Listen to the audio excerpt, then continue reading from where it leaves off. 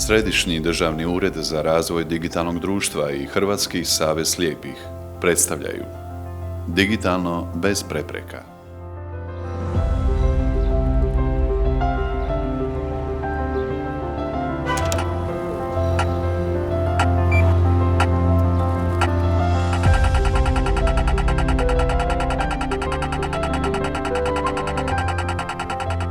Braille Not Touch mi pomaže za spremanje podataka i mogu pisati na njemu. I mogu se staviti udžbenici na njega i pomaže još učiteljima jer ne moraju baš svi znati brajicu. Zato što se to oni dobiju na USB i onda oni to mogu na kompjuteru pročitati, pa im zato ne treba brajica. I preko njega šaljem mailove i dopisujem se s prijateljicama. I ovaj uređaj svaki dan nosim u školu zato što mi olakšava učenje.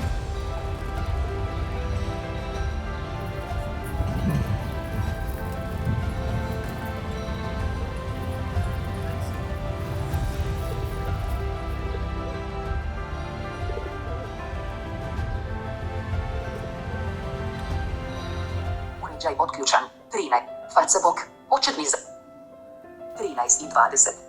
Facebook. Welcome to O L L A Z I M. Razmaknica Z A. Razmaknica P E T T.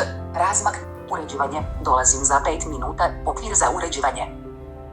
Mobitel najčešće koristim u poslovnom smislu za mailove, traženje posla preko interneta i te stvari, a u slobodno vrijeme najčešće ili društvene mreže, isto surfanje po internetu i takve stvari.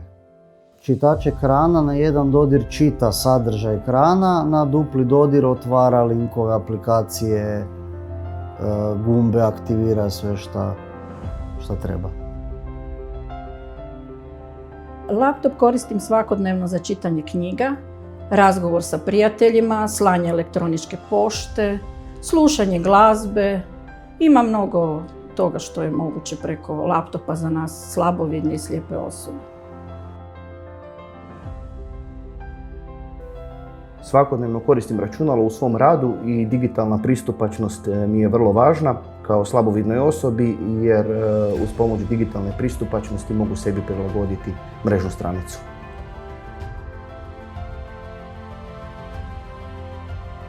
Od 23.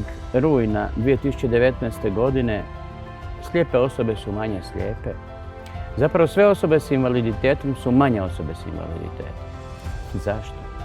Zato što je donesen zakon o digitalnoj pristupačnosti, odnosno pristupačnosti digitalnim sadržajima. Što to znači? To znači da će nam sad na dohvat ruke, na dohvat oka, na dohvat uha biti onaj virtualni svijet u koji smo mogli jedva zavidjeti. Sad će to morat neki ispoštovati i morat će prilagoditi nama sve svoje sadržaje.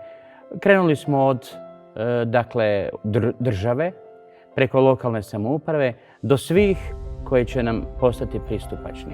Imaćemo e-građane, imaćemo ministarstva, imaćemo sve pod ovim točkicama kojima sam čitao i koje su zapravo dio naše rezolucije, odnosno našeg načina da na Brailleovom pismu pristupamo svemu čemu može pristupiti svaka osoba okom. Zakon o pristupačnosti mrežnih stranica i programskih rješenja za pokretne uređaje tijela javnog sektora osigurava ravnopravno uključivanje i aktivnu ulogu u društvu svih osoba bez obzira na vrstu i stupanj njihovog invaliditeta ili smanjene sposobnosti zbog godina ili nekog drugog uzroka.